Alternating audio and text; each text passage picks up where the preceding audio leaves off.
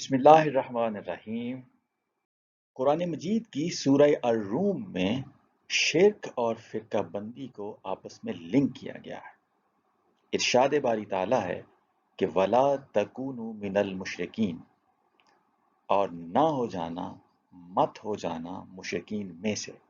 لا جو ہے یہ حرف نہیں ہے، پروہیبیشن پارٹیکل ہے کہ مت ہو جانا، نہ ہو جانا مشرکین میں سے۔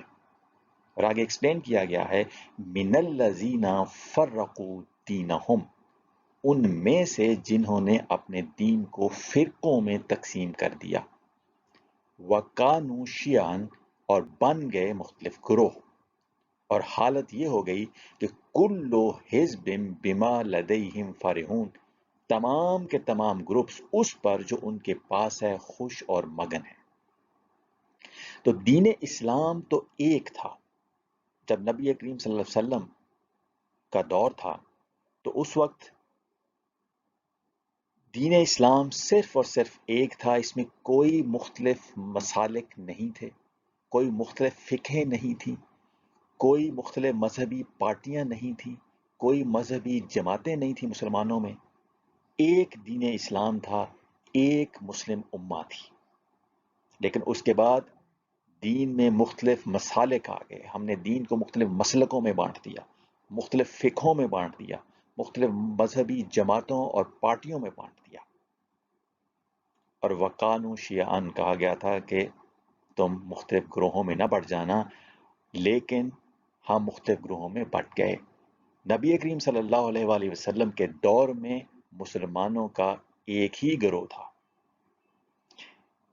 مسلمانوں کے اندر کوئی حزب اختلاف بھی نہیں تھی۔ حزب اختلاف جیسے ہماری جماعت ہوتی ہے سیاسی، اس جماعت کی طرح کوئی حزب اختلاف جماعت نہیں تھی، وہاں حزب اللہ اور حزب الشیطان کا ذکر کیا گیا تھا۔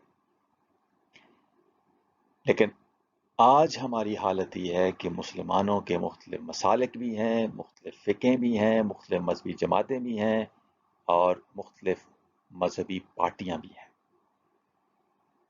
تو اللہ تعالیٰ نے واضح طور پہ منع کیا تھا کہ لا تکون من المشرکین، مشرکین میں سے مت ہو جانا، من الذین فرقوا دینہم، جنہوں نے اپنے دین کو فرقوں میں تقسیم کر دیا، وقانوا شیعاً، اور بن گئے مختلف گروہ، اور حالت یہ ہو گئی کہ کل حزب بما لدیہم فرحون، کہ تمام کے تمام گروپس اس پر جو ان کے پاس ہے خوش اور مگن ہے۔ یعنی ہر گروپ اس وقت جو مسلمانوں کا ہے مسلک یا فرقہ، وہ اپنے اپنے عقیدے کے اوپر خوش اور مگن ہے۔